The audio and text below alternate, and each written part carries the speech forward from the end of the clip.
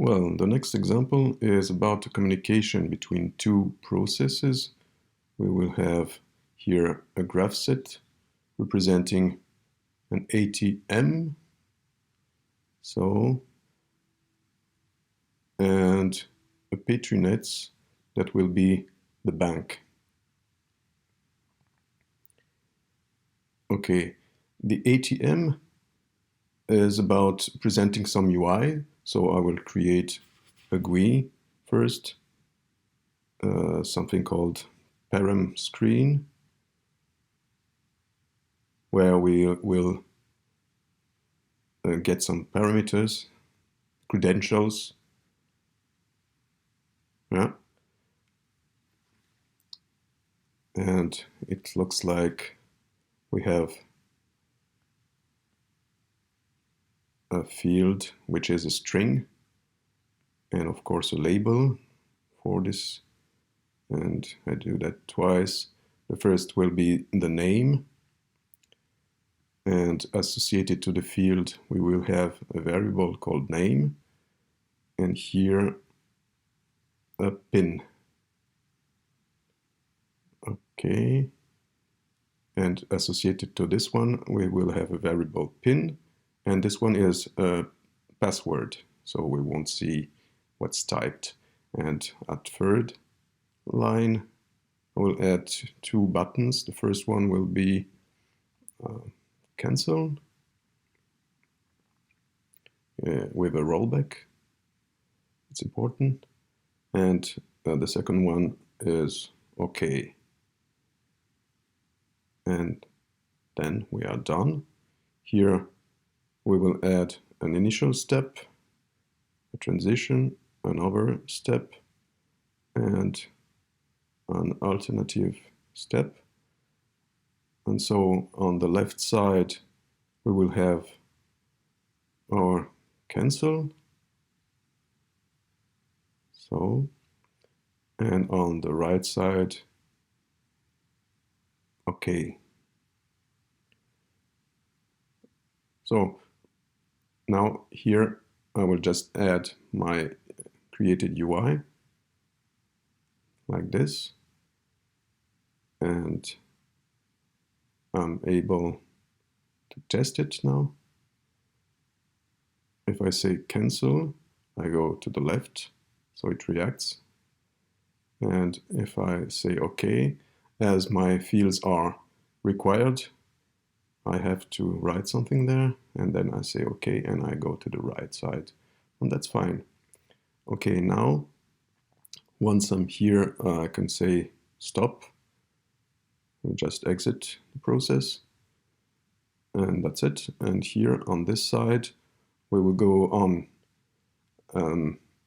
Here, in fact, we have to check with the bank whether all is fine. So as I'm on my step 3, the bank should react by triggering the first place as soon as X3 is activated. So I just prepare the rest, because we will have an alternative. First we will have here the event X3 that will trigger our place, and then once it's done, of course we have to call the bank, and we will go to the left or to the right depending on the result.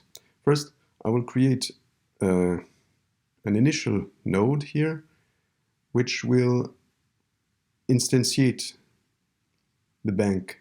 So I will just call the corresponding Java,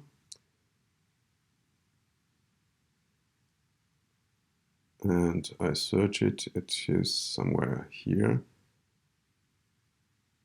There.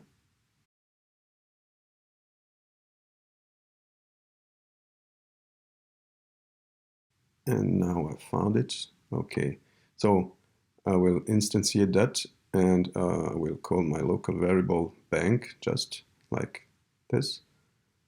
And here we have our instance. So now, at this point, I can also invoke my Java class. I pick up this one, and now I say call, and I use my instance bank, and here is already the method I want to call. I give my parameters here, and as return I have ESPin OK, OK, OK. So now at this point I will just say ESPin OK, and I go to the left, and here not ESPin OK, and I go to the right. Okay, so right now we can test that. I give the name. Here you see my instance is already created. I give the name here, Lydia, and some value, and here it's not okay, so I go to the right side of my bank. The bank looks like this. It's just simple Java with some customers I created here with their PIN and their the amount on their account, and here are some methods: is PIN okay, is amount okay. So, and here we have get error if the check returns something negative. So here you have just the return code. Okay, so now turn back here. So here on the ATM side, I have to react on the result of this check, and I will say, so here I will put P2. P2 up means it was okay, and I will just move that so that we can see. Okay, double click, and here I put P3 in case it was not okay. So if I run that, if it goes to the left, here we will go to X4, and if it goes to the right, we will go here to X5. So if I put some value here, I go to the right because it was not okay, and if I do it again, I put some right value, and here we go to the left. So that's fine. Let's see now what we can do else. If it is not okay, we want to add the reason why. So we just use our bank instance, and we call get error. We give the name, and we return just error. Okay, okay. So now I will add here a delay. Okay. Delay should be from place 3. So I just adapt that. So, and here we want to present this error on the left side, and that means here if it's called after it was called, here we have to react. So we have to wait P3 is down to activate this, and here we will add the GUI. Here we have only this one, so I will create a new one, the error GUI. So error screen, and here I put error cause, a label, and my label will be just the variable error, and that's enough here. I will add a new line with my two buttons. The first one will be stop, and as it stops we don't have to do anything else, and the second one will be retry. Okay, so now here we just invoke this one, and I say error screen. So now we will have the choice between going down and stop, or going back to retry. And the best is first to create this branch where we go back, because the other one, so let's do it like this. Just bind from selection. So, and now let's say retry. Okay, and now we go to the alternative branch, which creates the wall stuff. I mean, the transition and the next step. So now here we go to the left, and here to the right. So I just adapt that. If I say no event here, no event, and stop. Okay. And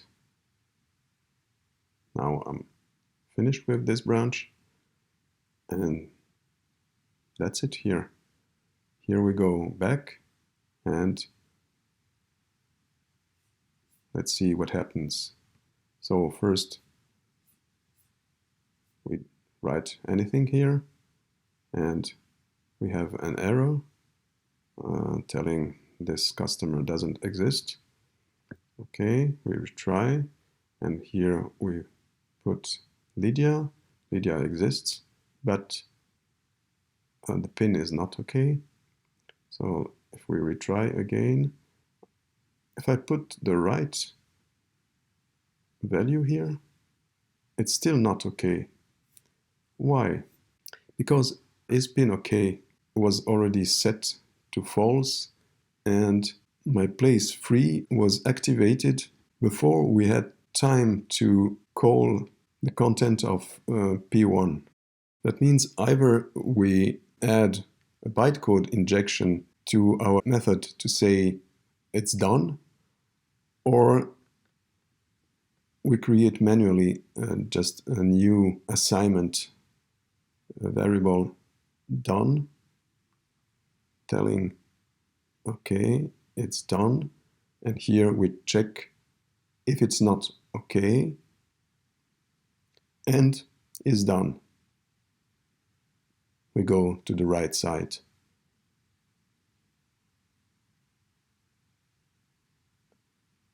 Okay. And okay, I will just adapt that. As it's done, here we will just reset this Boolean variable telling not done. And so the next time we will go through the right way. So if we retry that now, here we go to the right, we get our message. Okay, and retry. We put Lydia on and say okay, and it goes still on the right side because the pin is not okay. Now I put the right pin and it should go to the left side. Okay, and that's what happens. Okay, now it's fine. We go to the to X4 on ATM side, and we can just imagine what will be the next steps. I will just show you the final result, which looks like this. And here we see the next step. On P4, I will call the amount screen, and on the bank side, we have something similar to check if this amount is okay. So it reacts on X8 and it calls the method to check the amount, and if it's okay we go to the left side, if not we go to the right, and well, it's pretty much the same as previously. And here we see on the left we just say thanks, it's finished, and on the right we present the error cause, and we can either go and finish or turn back to step 1. Okay.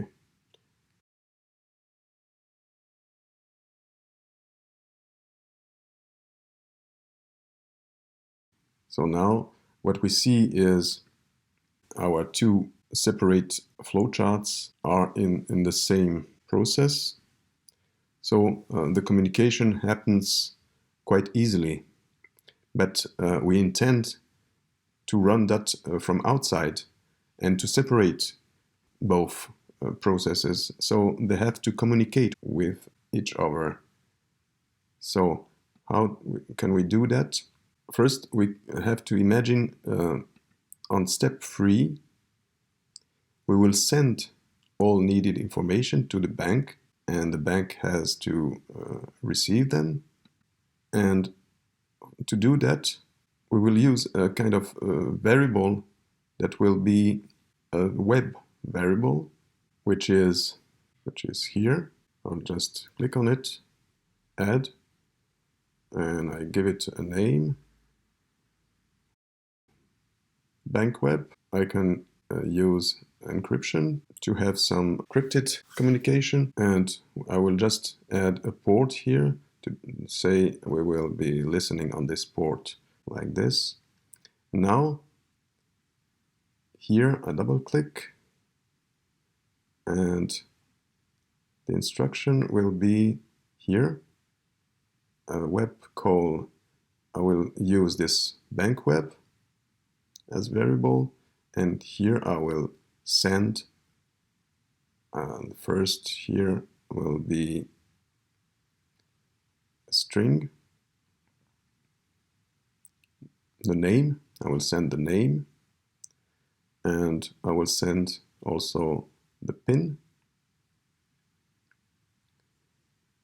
And important is the third one also, it's the event X3, which will be true.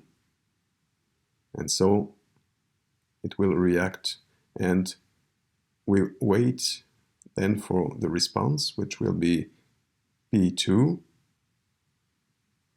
or not P3. And in that case, also we will have the error variable that we need. Okay? Okay. So now our communication is done here. We will do something similar for the second part. We'll just use this same variable, and we will send the name here, as string, and as integer the amount, and of course our event. The event is then x8, which will be true, and we will wait for p7 and not p8, or an error also. Okay, and now it's all done.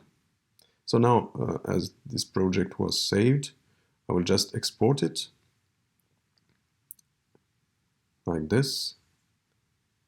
And then, well, here we see we have two columns. And the first one will be the ATM, the second one the bank. And on the bank, I will add my web listening.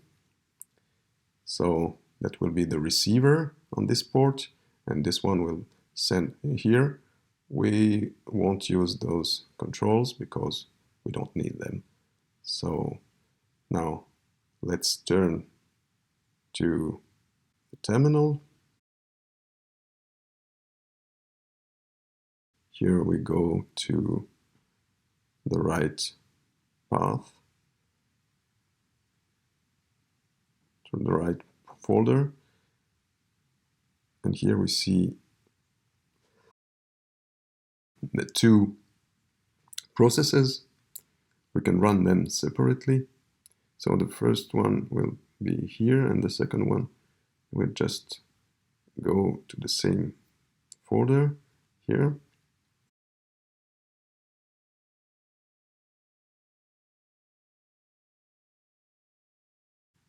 And here I will just pick up this one. That will be the process of the bank that will be listening. This one I just don't need it anymore. This one I also don't need it. And now I start my bank process. It's listening on this port, you see. And on the left side, it will be the ATM, which will present the GUI like this. So now I just run it as before, but in this case, it really communicates with this one. So we see the result. We try, and here I put in the right value. And here maybe I will add some amount that is not accepted. And here we see the result.